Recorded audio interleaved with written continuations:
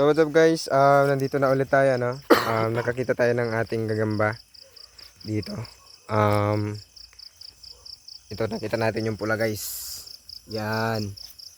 So makikita nyo. Ganyan siya. Oops.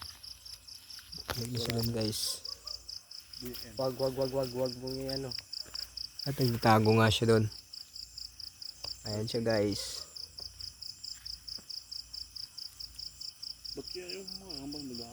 Yan. Ang ganda ng kulay niya guys. Pulang pula. Yan, pwede pang laban guys. So good size na ito.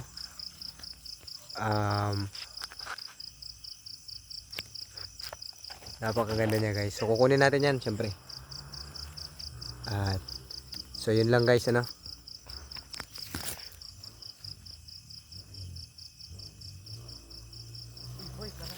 Okay, yun lang guys at nakuha na natin.